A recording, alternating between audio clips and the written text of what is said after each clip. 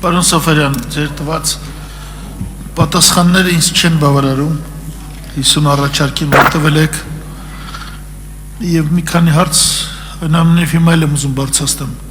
Մենք իրար աչքի չենք կարող թոս փչել, որովհետև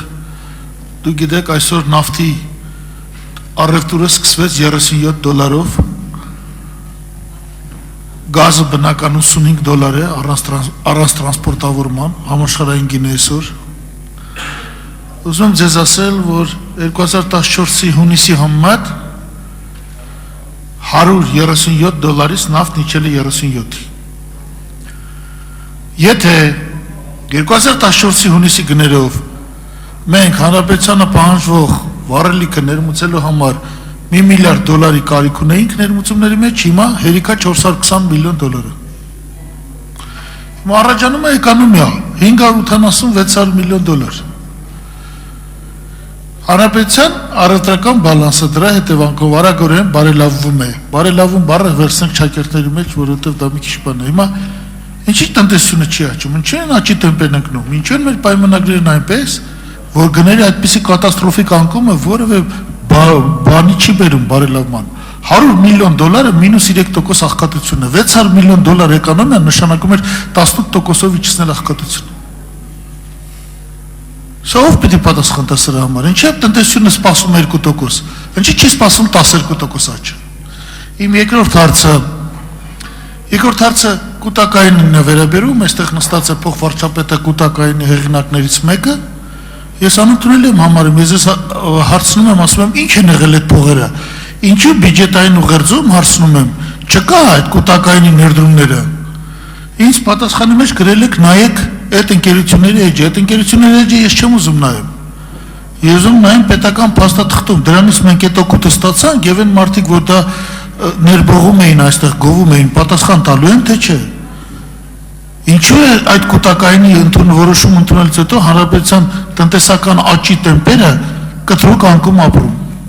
Սա պետք է պատասխանել։ Եվ վերջապես երրորդը, պարոն Սահակյան, սա նաև մեզ է վերաբերվում։ Ես նայում եմ այս առաջարկները, ոնց որ ասենք պետությունը $40 միլիոն 40 կիլոմետր ասֆալտ անում, 40-ից 35-ն անում են 10 բերի հանրապետականների մեջ բաժան է, ամեն մեկը մի կես կիլոմետր, մի կիլոմետր ասֆալտի առաջարկ անում, որը անցնում հա, ճիշտ ասած ախալքալակցիների հասնել են կտրել, ստեղ իմանան կնեղանան, որտև իրանք են անում ասֆալտը, բայց այս տրադիցիան պետք է թարք տալ, դե մեզ էլ քվոտա տվեք նման ասֆալտի, մենք էլ իբր ընդդիմություն քվոտա տվեք, մենք էլ մեր ասֆալտի առաջարկներն անենք, որպեսզի ժողովուրդը մեզ չասի, որ դուք ոչ մի բան։ Ես խնդրում եմ Հրանտ Բագրատյանն էլ բաժանեք, ինչ հանրապետականներին բաժանեք, գոնե մի լավ բան ասեիք, խնդրեմ պարոն Սաֆարյան, պատասխանեք։ Մենք շնորհակալություն հարցերի համար, պարոն Բագրատյան, նորից պետք է անդրադառնանք նույն հարցի քննարկմանը, տնտեսական աճը ավելի բարձր դնելու, մենք 2 ամիս այս քննարկումների ընթացքում անընդհատ փորձել ենք ինչ-որ թվի վերաբերյալ մեր մոտեցումները ցուցաբերել, ասել ինչու է ավելի հաճելի բան չէր լինի, որ մենք ասենք օրինակ վերցնեինք 12% դնեինք, բերեինք այստեղ բարձր եկամուտներ, սոցիալական խնդիրներ լուծեինք եւ այլն, բայց այն գործիքակազմը, որը տիրապետում է կառավարությունը և մակրոտեսական գնահատականներ իրականացնելու համար այսօրվա դրությամբ մեզ հնարավորություն չի տվել պետական բյուջեի նախագծում հնայի իրական աճը 12% նախատեսելու, որովհետև մենք կարծում ենք, որ դա ռիսկային է, անկախ նավթի գների ելևէջներից, բարձրացումներից, իջեցումներից, 12%-ը վստահաբար ես ձեզ կարող եմ ասել, որ Հայաստանի Հանրապետություն անիրատեսական է։ Կարող է 2.2%-ից մի քիչ ավելի լինել, պակաս լինել, ինչ-որ գործոններով պայմանավորված, բայց այսօր 12%-ը 16 թվականի համար ես կարծում եմ, որ իրատեսական չէ։ Իհարկե կարելի է, բայց դա չի նշանակում, որ եթե մենք գտնենք այն գործոնները, որի հաշվին մենք կունենանք այդպիսի աճ, կառավարությունը դեմ կլինի։ Աշխատենք, եթե կլինեն այդ գործոնները կոնկրետ անելիքներ, որոնք մենք կարող ենք անել ու ստանալ 10-12% աճ, մենք պատրաստական ենք ուրեմն այդ ուղղությամբ աշխատելու։ Երկրորդ կուտակային կենսաթոշակների հետ կապված կառավարության պատասխանը հետևյալն էր, որ կուտակային այդ ուրեմն կառավարիչները այն ֆինանսները, որոնք տրամադրվել են, դրանք այլևս պետական ֆինանսներ չեն եւ դրա համար պետական բյուջեի քննարկման ընթացքում ենթակա չեն ուրեմն տրամադրման կառավարության կողմից։ Մենք նրանք ուրեմն ասվել է, որ իրենց ինտերնետային էջի վրա նրանք դրել են այդ տեղեկատվությունը դրել են, եթե ցանկություն կա, մենք կարող ենք ինքներս էլ այդ էջից բան անել, քսերոքս անել եւ տրամադրել ձեզ։ Մյուս հարցի հետ կապված իհարկե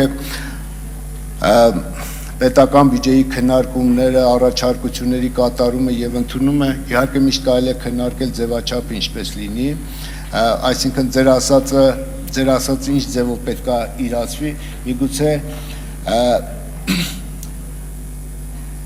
դա կախված է ոչ միայն կառավարությունից, նաև առաջարկություն ներկայացնողներից, որովհետև երբ որ մենք բյուջեի նախագիծը ներկայացնում ենք եւ ասում ենք օրինակ կապիտալ ծախսերի